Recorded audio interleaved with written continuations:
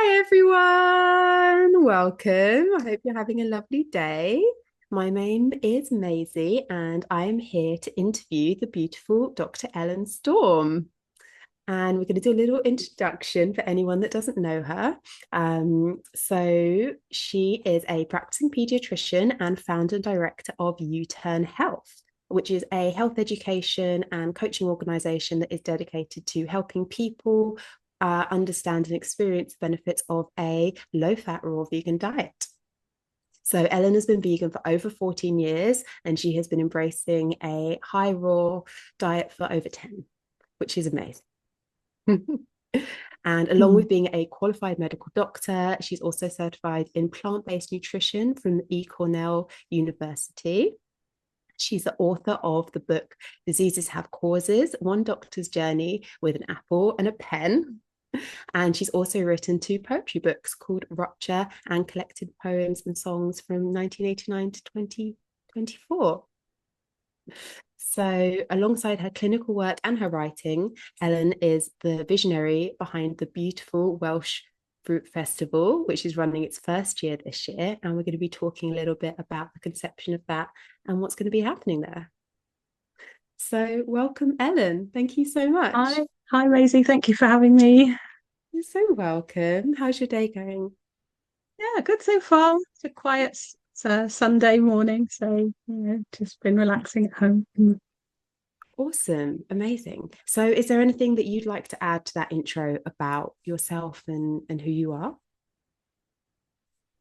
Really, well, I thought I might show you the books Oh, because yes, you should we're show not us. really here to talk about the books, Oh, but there they are. So that's my poetry book there. So I've got that's them in a cool. I little love pile the on the cover desk of in front of that. me. So yeah, that's my poetry book because it's got poems about me being a mum of twins as well. So that's my other the other Oh, thing that I do with my life. And yes, then that is Diseases Have Causes. And that's in two volumes. Took me 6 years to write. I kind of six think about years. that as my founder's story for U Turn Health when I describe it. It's a bit like everything that happened and led up to me deciding to set up the business. So yeah, it's a bit autobiography and a little bit academic as well, mixture, and some creative writing in there as well. So yeah, it's a beautiful blend, hopefully. But yeah, I think it tells that story of why or how I kind of came to that point, and it was quite a journey. So yeah. Amazing. Was there one particular like turning point that you can remember that really kind of was the landmark in that journey? Well, I went to do a PhD, um, and that didn't like work out so well. I didn't get a PhD, um, but well, you could say it did, and you could say it didn't. I mean, it's one of these glass half empty, glass half full situations, isn't it? Where, um, in a way, the PhD was a disaster from one point of view. I didn't end up finishing it, but it was also absolutely fascinating. I wanted to or I set out to do something to do with um, children, young people, and body weight, and whether to see whether we could find a different way of working with young people that was different from what I had experienced and seen being done in my pediatric and in my public health career so far, which was kind of basically saying, eat less, exercise more, and putting kids on diets and putting them in exercise programs. And I wanted to do something that was a bit different. And I ended up wanting to work with them doing drama. And I ended up writing this play. So on that journey, I wrote a play which I think some people didn't like very much, and it raised a lot of ethical issues. So it kind of got censored, sort of, by the university. I mean, I suppose it depends on your perspective and how you define these things. Um, but yeah, it sort of um, it was quite controversial. And then after I left, I wanted to sit down and write about what that was, what what that controversy was and the ethics behind it and what had happened. And really for me it was a sort of making sense process, but also I just thought, it was so fascinating. And it really raised a lot of kind of quite deep, quite complex philosophical questions and sociological questions. Um, and I just got really, really into that sort of problem, if you like, trying to understand, partly what had happened to me, but also what was happening out in the world, in society, and why people were getting maybe so upset or had such strong opinions and such very, very polarized kind of beliefs as well. So, um, yeah, I think I wrote something when I wrote the play that I just felt was I sort of like stumbling into a load of landmines. I just didn't realize what I'd written until after I'd written it, and it was really just me writing from my perspective of my experience, I guess my worldview or whatever, and not understanding that other people were in a completely, totally different place.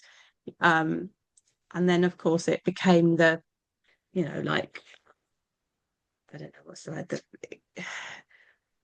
fuel. It was fuel for the fire. It was inflammatory, but it was also something people knocked up against, and it kind of then it brings things out. You can see what's simmering away under the surface when you have something like that. It's because it's provocative.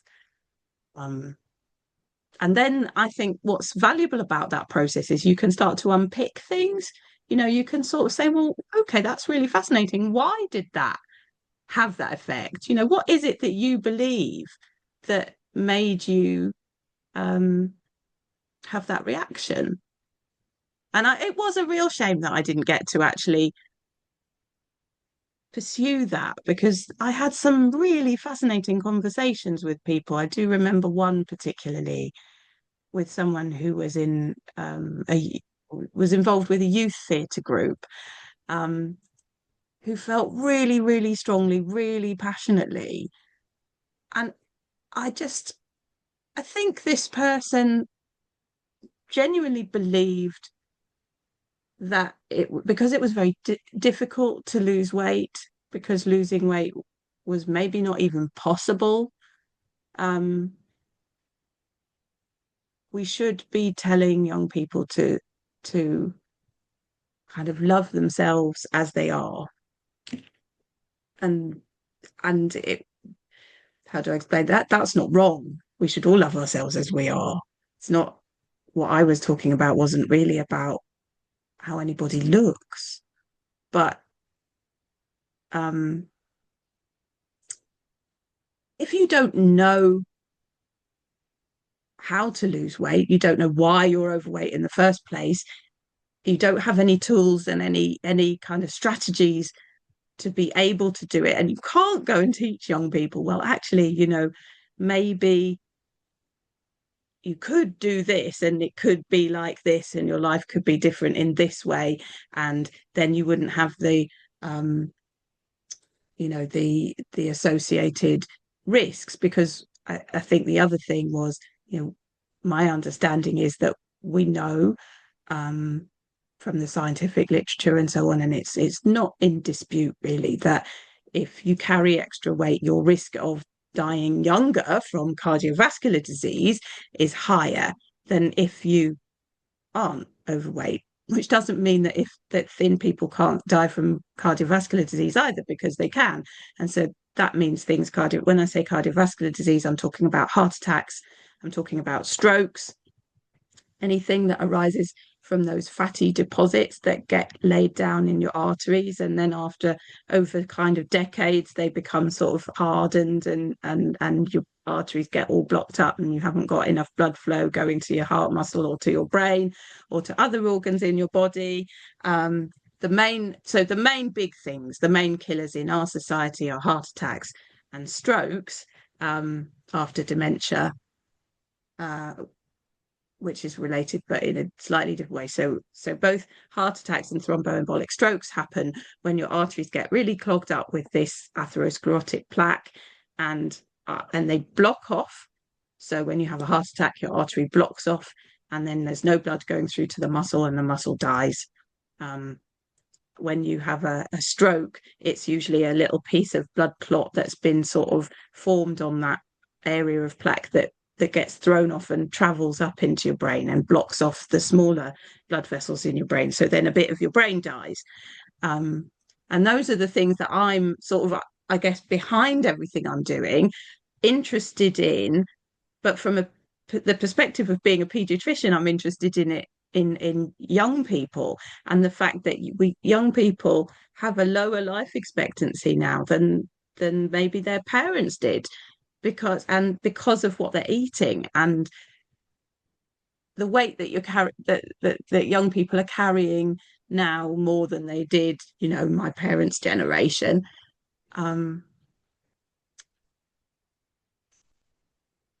That's the effect of it that I don't think perhaps we're really talking about, because people are scared to have that conversation, to kind of have that difficult, robust conversation, but also because people feel very powerless.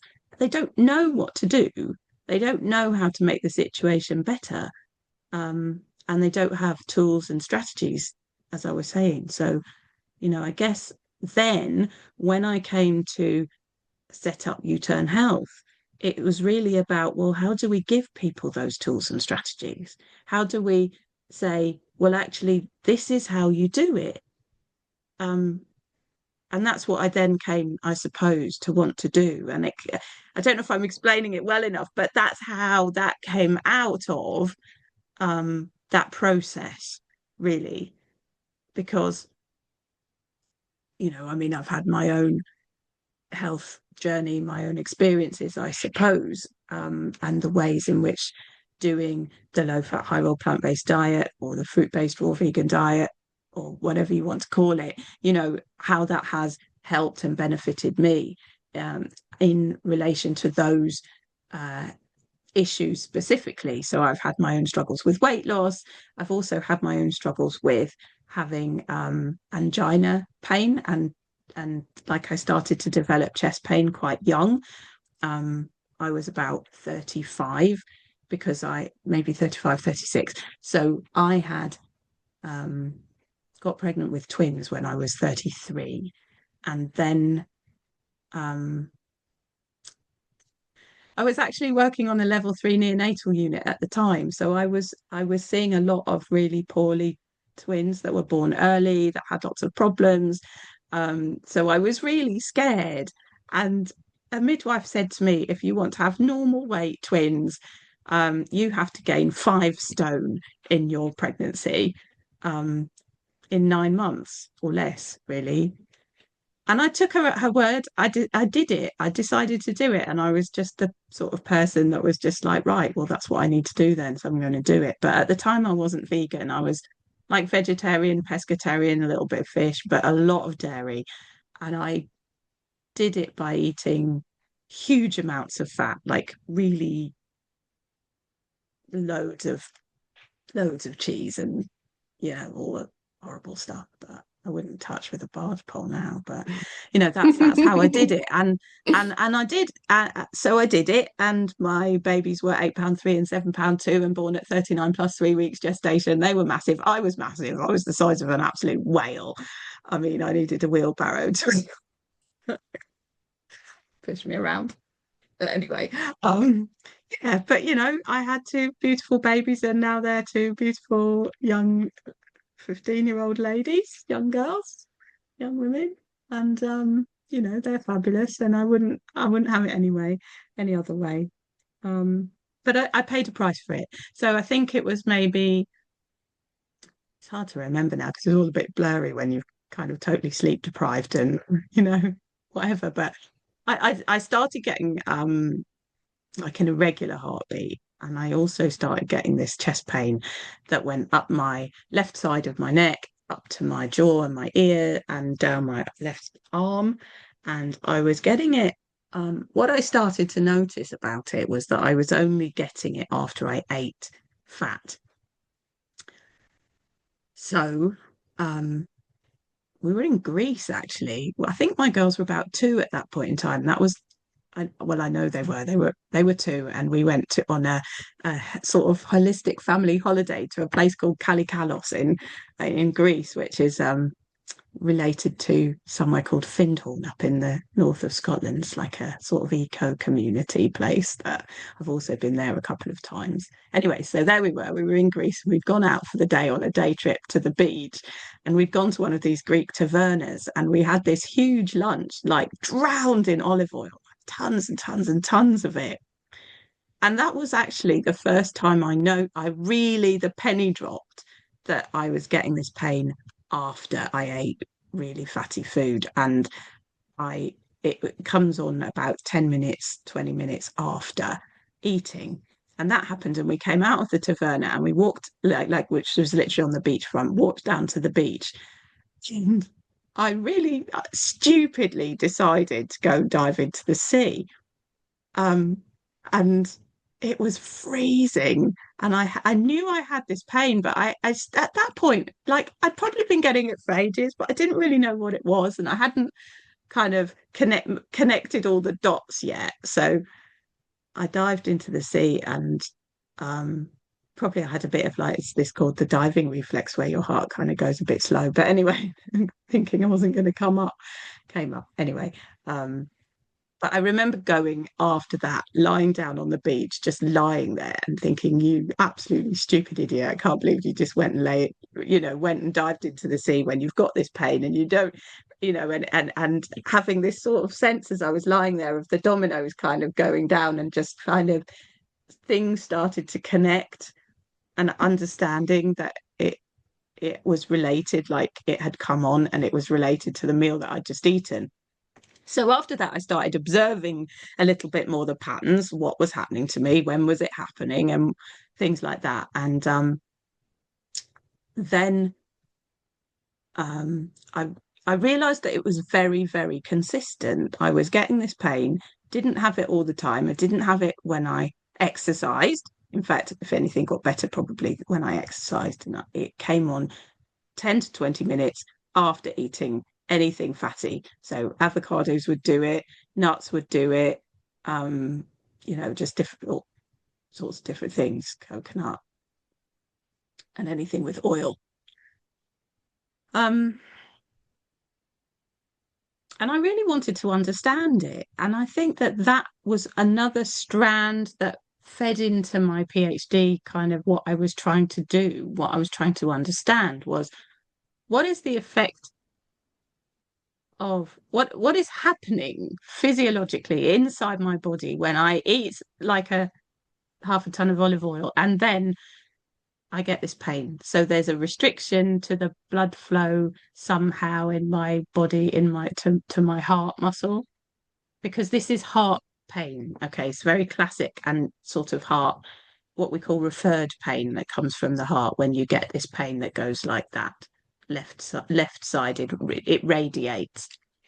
And I noticed that I didn't get it, and I don't get it ever if I don't eat fat at all. Like it just doesn't happen. Um,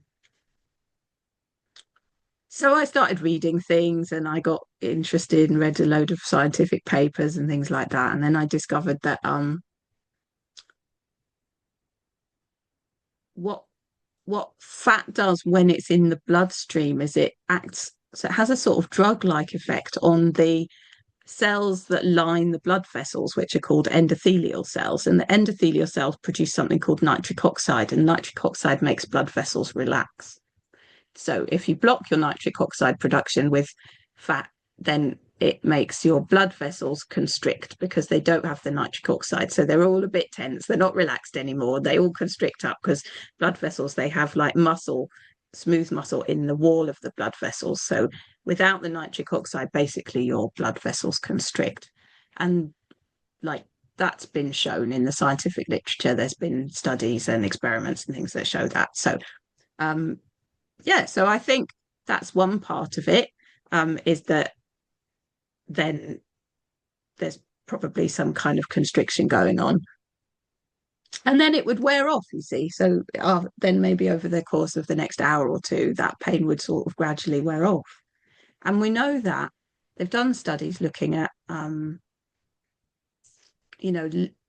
lipid, like fat levels in the blood after you eat a meal. If you eat a fatty meal, it kind of rises, it goes up like that, and then it kind of goes down slowly.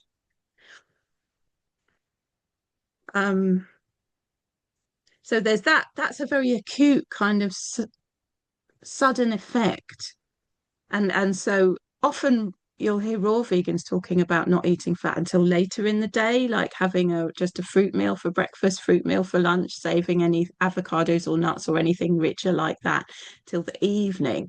And I think what they're doing is noticing, maybe without the kind of scientific language behind it, to say, well, we've done these studies or whatever. So the studies that I've looked at something called brachial artery flow mediated dilatation, just to put the long names to it. And they measure, they put a blood pressure cuff up on your arm, and they blow it up, and they use an ultrasound, and they like measure the blood flow in the arteries and look at how that changes depending on whether you've been fed a load of big fat meal beforehand or not. Anyway, yeah, so that's how they do it. And what else? So, So so we're what are talking. Go on. yes, no, go on. It's a long time. So I was going to say, so obviously you've noticed like what a huge effect the, going low fat has had. And I guess from a personal perspective, how do you feel when you're eating low fat compared to higher fat? I mean, if I stick to a low fat diet, I just don't get this pain anymore. So that's obviously great. um, so, but I think there are some other things, like I notice, like my just really clear-headed, more energy, more exercise tolerance is better. I mean, I mentioned swimming in the sea. I am a swimmer, so yeah, I think of it as feeling like one of those, is it swordfish, Yeah, with the like long. you just you just go, whereas you're not feeling as tired. It's not as hard work. It's really noticeable if I'll do like a shift from one way of eating to another, which happens to me quite a lot because I'm not perfect by any stretch of imagination. And um, maybe if I've fallen off the wagon a bit, then I'll get back on it again, and then I'll have one of these moments when I'm just noticing it. Like, do you remember being in the swimming pool? I don't know how long ago it was, and having kind of had a bit of a sort of detox or something, like just eating more cleanly, more low fat, and going swimming and just having that like, wow, I can just swim. It's not hard. It's not difficult. I can, I'm just go, and I could just keep going, and I'm not getting tired, and I'm not, yeah.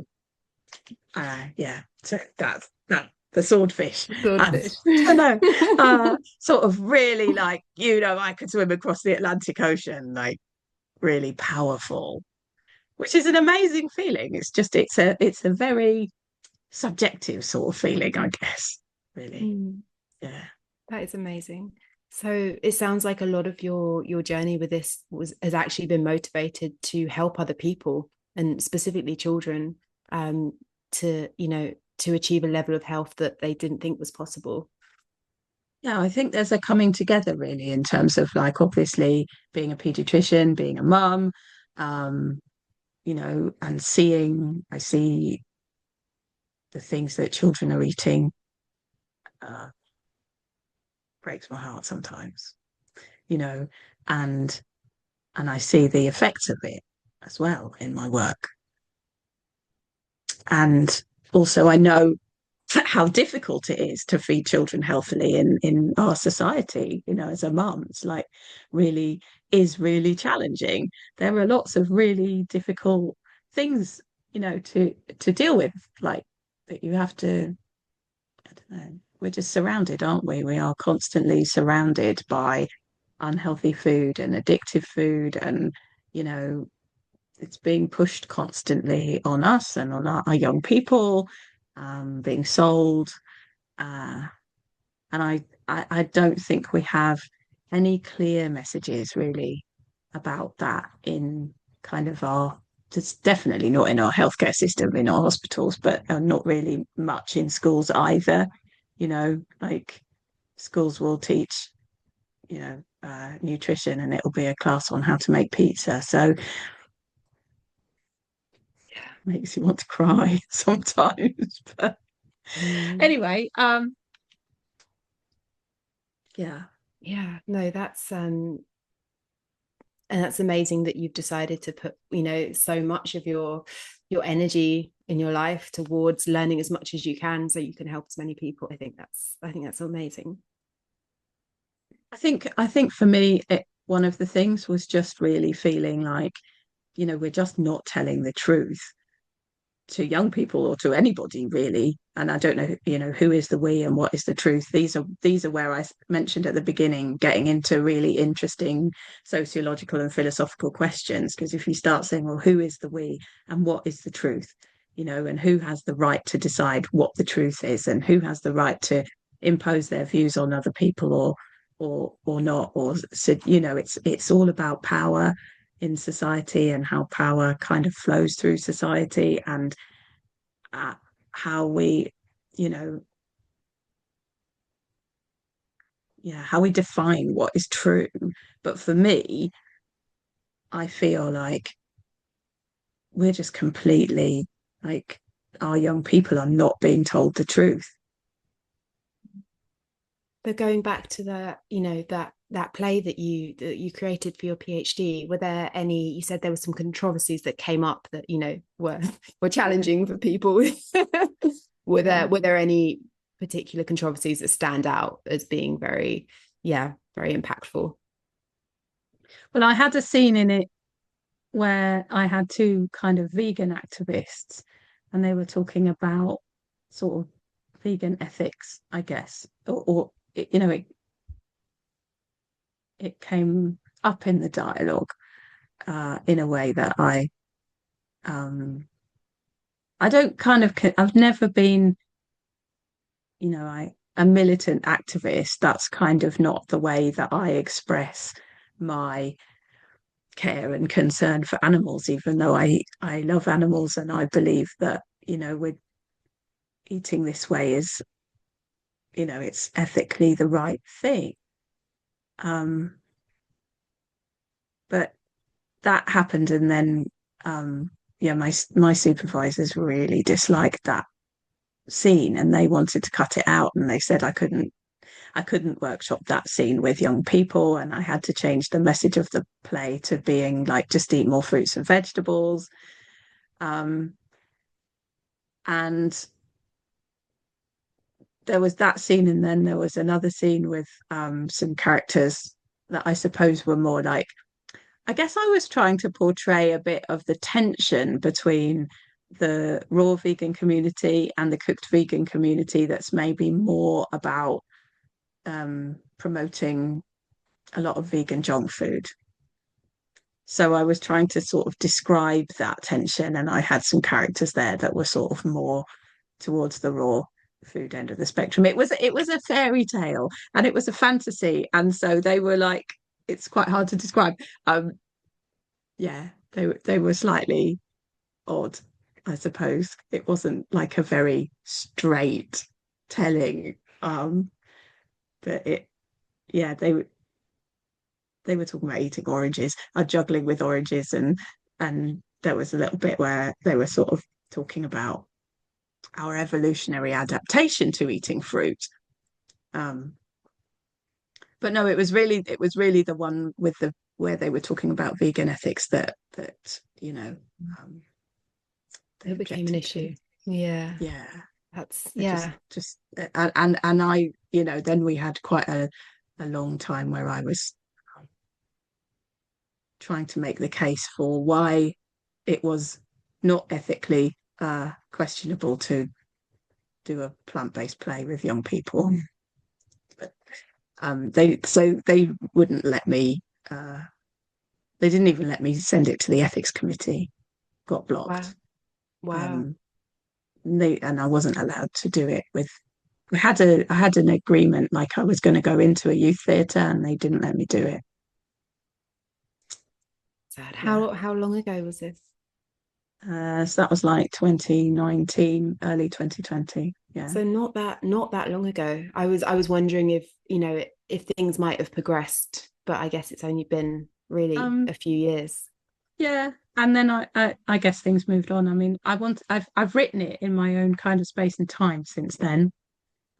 Finished it last year, and then I don't know, I got a job and life carries on, I suppose. So I haven't yeah, I haven't done anything with it yet other than publish it. Mm. But that felt like a big deal. That was, a lot of work to get to there. And then yeah, we'll just sort of see what people think of it, send it out Yeah, into the world.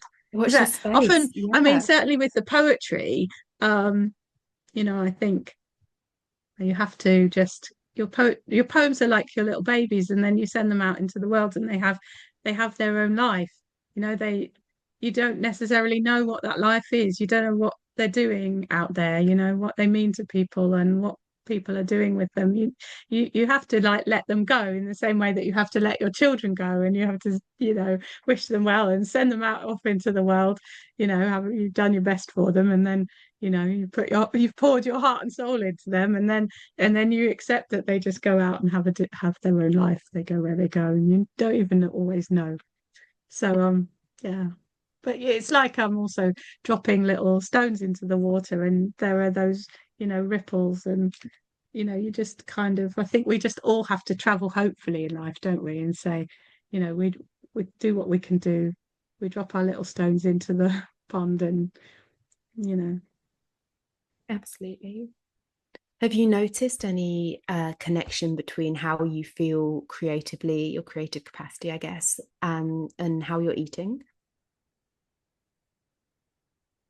That's a really good question. Um, I'm going to say that it's probably the wrong answer here, but I think I'm less creative when I'm eating healthily. Like, I think probably my creativity is sort of born out of like depression and pain. Probably doesn't mean that may not make it good, but it's that kind of sense that, my inner tortured poet kind of writes when I'm in a bad place, probably. And some of my poetry is quite dark, but it's that face. So I've always had that sense that I'm a little bit like, I don't know, is it Jekyll and Hyde or whatever? But that kind of weird sense that I have this like happy, smiley, fruity face, and colourful and joyful. And it's genuinely true. Like when I am eating that way, and like it has an effect on your brain. It's it really does change your mood. Like really totally. My mood is completely different when I'm eating low fat, high raw plant-based diet, when I'm eating mostly fruit. I am that happy, smiley person, and it's lovely and it's great. But I don't write any poems. I definitely don't write any tortured You're poems. just not tortured enough. I just don't. I just don't. Like I mean, so I have to go and like eat loads of chocolate and cake, and then I'll write some tortured poetry or something. Mm, Wait, I that's an don't know whether I'll write any interesting. more tortured poetry now. Maybe that's just a part of my past, part of my journey. We'll see. Mm, And maybe there's different kind of creativity and different kind of thing, but I might need to kind of think about what that is and what that looks like, because it might be that I need like a different style. Because there is one thing that really fascinates me is that when you change your diet and you do start feeling so fundamentally different, it's a real identity shift as well, you know? you have to change your ideas about who you are, and you have to let go and sort of shed some of those old skins, you know. Um, and Mm. yeah. Yeah, no, it's an amazing part of the journey to see how transformative it is on so many levels, not just like, how your physical body feels. It's, all the parts of your being, and it's going through this transformation. You see it when you go to a festival, right? And you meet people that have been through all these changes and transformations Mm, and hear their stories. And I guess that's part of the beauty of being at a festival, right? Is to see the shifts in people in such a real way. yeah. I mean, I've said that I'm going to run a, a, a poetry workshop. Oh, Um, fun. so maybe this is me just kind of trying to also connect with a different kind of, I don't know, maybe I'll start writing poems about flowers. I don't know. But anyway, like just to, because it's so beautiful, the trigonal sight and things. And I just thought actually, that we can go and walk around with a little paper and pen and sort of have that mindful connection with the place. And, it's sort of looking at things and just having that kind of real close looking at the details, for example, and I don't know, it's sort of meditative writing in a way. So I think that would be really lovely. And I mean, I've always said the most exciting poem to me of my poem, not other people's poems, my own poems, the one I love the most is the one I'm just about to write. It's not the one, it is the ones that I've written are gone, that it's like this kind of stream, they're past, so they're not live for me anymore. Sort of Mm. dead poems.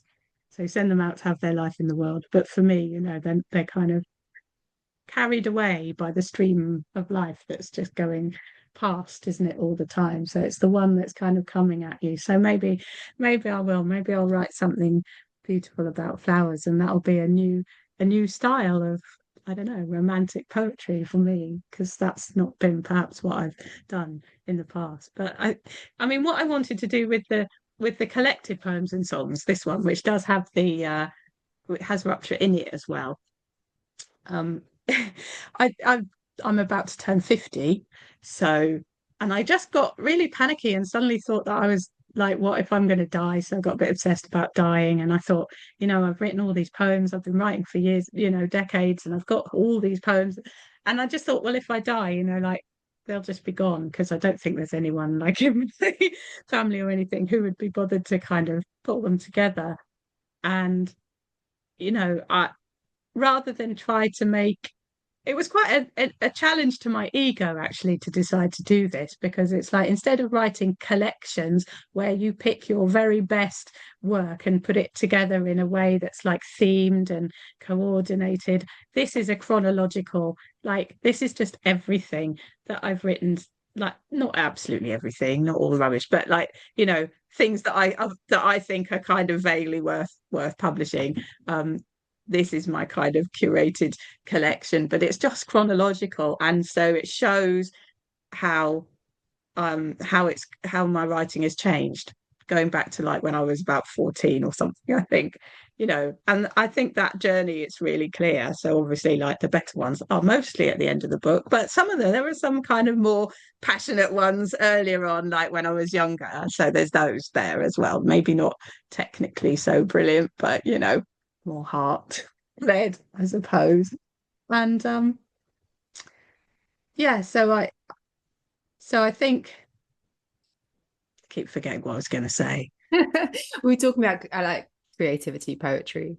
In general, I Um, don't know where we started actually, to be honest. I have no no, idea. never mind. Um, I'm but just on that sort of flow again. So yeah, but just putting the chronology together and mm, saying this is how my work has evolved over a period of time, because it might be interesting to people from an educational perspective. This could be quite interesting if someone was interested in studying poetry and poets, and how that kind of you know the shifts arcs, the happen, shifts and the arcs that you go arcs and through the throughout shifts, the, yeah. and I think So yes, I suppose the connection was to the next arc or the next shift. Like maybe at the moment I'm in a bit of a poetry writing lull since I finished. I mean, since writing this book, I sort of just went a bit like, I'm exhausted. I can't write anything ever again. But that probably won't last, to be honest. But it's just like I'm just having a little break at the moment. And so then what came up in the break was the Fruit Festival, which I'm absolutely loving. And it's really nice to be doing something completely different for a while. Just, it's just joyful and, not it, it's hard work and there's some intellectual work there, and it's been quite a learning curve for me about running events and things like that, which is a you know new thing for me, but it's also just a real change actually from what I was doing, for the last few years, which was very, very intellectual, very intense, lots of sitting at my desk all by myself, and you can't, I just don't think you can do that. You can't sustain that indefinitely, no writer can, I don't think. You have a period when you're doing that intense, work, and you're being a bit of a hermit and you're sort of, hiding away in your hole, and then you have to come out and kind of see the world and do something else and have a little bit of interaction and change, so see the sunshine. There probably will come a point where I go back down in my hole again and write something else, but I suspect it might not be for a few years. That's We'll well, see. we look forward to it, whatever new arc you manifest into. So it's really interesting to hear, obviously, these very two different parts of your personality, like the kind of the creative side and the medical side. Um, is that something like that balance between, I guess, like the creativity and the more, logical information? Is that something you're looking to bring to the festival this year? Yeah, I think so. I mean, when you're just talking, I was reminded of so go winding back, I won a poetry prize in 2014 called the Hippocrates Prize for Poetry and Medicine. So I won first prize in that, which is kind of kicked off my right. Well, I've been writing poetry for quite a long time before that, but that was like the big turning point for me. I won £5,000. I spent it on doing an MA in creative writing. And also the Hippocrates Press, as it was at the time, published my first collection, which was Rupture. And when I won the prize, I got to meet Robert Francis, who was one of the judges of the prize that year. So I got up on stage and shook his hand, and he is the author of something called the Francis Report, um, which was a inquiry into healthcare that can't remember the year that happened now, but it was around the same time. So anyway, that happened, and then I got invited to go read my winning poem at the Houses of Parliament for something called. They had like this inter. It was like all party, was it all party parliamentary group on arts, health, and well-being, as that's what it was at the time. And I think that was the first time that, like, so because of the Hippocrates Press and what they were doing, they were very interested in bringing poetry and medicine together. Oh, I also went and did a teaching session. I got invited to Birmingham University and I did a teaching session with their medical students who were interested in sort of the humanities in healthcare. And they were doing a special study unit or something. So I went and talked to them about poetry and medicine. And one of the things for me has been that the poetry, I say it's very dark, and I say it's but my career has I've seen a lot of people die, and I've seen a lot of children die, and I've had to process that. And writing poetry has been one of the ways that I have processed that. And I think certainly for other doctors as well, like or anyone who needs to process the death and illness and more difficult sides of life, that is one of the things that poetry is good for and does well. It, it's just part of our kind of uh, psychological way of engaging, I think, with that side of things. So yes, I have written some poems about dead and dying babies and children, and those are quite hard. They're hard to read. They were very hard to write. Um, not going to be talking about those at the festival at all. But I think what I am interested in is poetry as a reflective practice, um, and a mindful practice as well. And I think that maybe just more for us at the festival, it may be more to do with mindfulness and being present in nature and having an awareness of our environment. And also, I do teach about embodiment and having that physical awareness of our own body, what we feel, what's going on. I think, like I talked about that point when I understood about the pain and connected it with what I was eating. Like a lot of people, I think they have these pains, they have symptoms, they have things going on in their bodies, they don't understand them, they don't know what they mean, they ignore them for too long, and then they end up in trouble. So yeah, just it's like about observation, really, observing the mind, observing the body.